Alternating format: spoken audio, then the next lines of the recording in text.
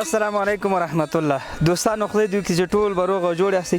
خبر یاستئ زه په سویم منزل د یتیم خانه دا د بیسمنټ سره څلورم منزل دی.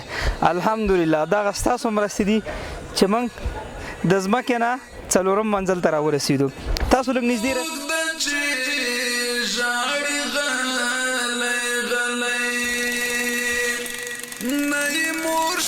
یو دقیقه یو منټ ستړی مه شي. السلام علیکم. زه به د ورونو سره لږ خبرې وکړم. صحیح ده دا شور کې نه اوري. لږ صبر وکړه.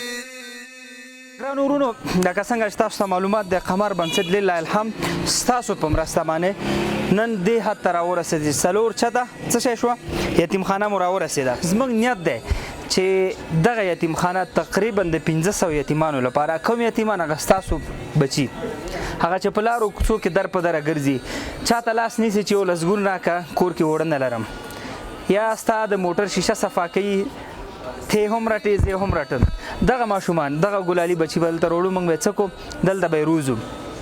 دا یوازې قمر بنسټ نشي کولی. دا یوازې هغه یو څو مشخص رونه نشي کولی. راځئ تاسو هم پکې حصه واخلئ.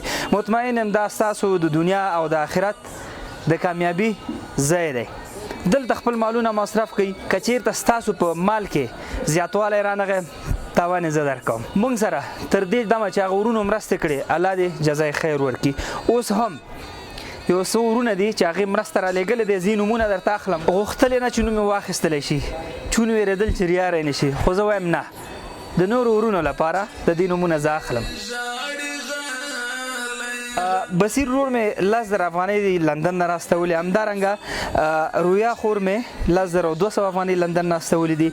احمد ظفر چې زموږ مشر دی په جرمني کې اوسېږي او سپین ږیری سړی دی ماشاءالله دومره اخلاصمند 1515 یورو یې راستولي. 10,000 افغانۍ جهانګیر خان لندن نه راستولي. دا هغه ورونه چې دی استولي. البته زموږ ځینې ورونه شته چې آنلاین مرستې استول سوي دي خو هغې ماته نه دي ویلي زموږ نومونه واخله او یا دلته زه ذکر کوم.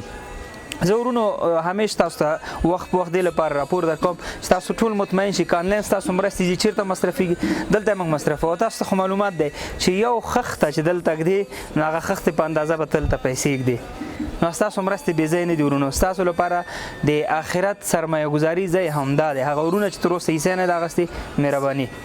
آنلاین مرستې لپاره لینک هم درته ښکاري. آفلاین لپاره واتساپ نمبر ما سره دی. زه مو خدمت کوم. د شپې په 1 بجه میسج وکړئ بیرته مو جواب مغه وخت کې وغواړئ. هغه ورونه چې وس نه لري د دغه کار د سرته رسولو لپاره لطفا موږ سره کومک دا کوي چې ویډیو مو مخ ته درتلله سکیپ کوئ ما لږ د سره شریکه کړئ. که مصرف مو راغی موږ ته ووایئ موږ به ستاسو مصرف درکړو.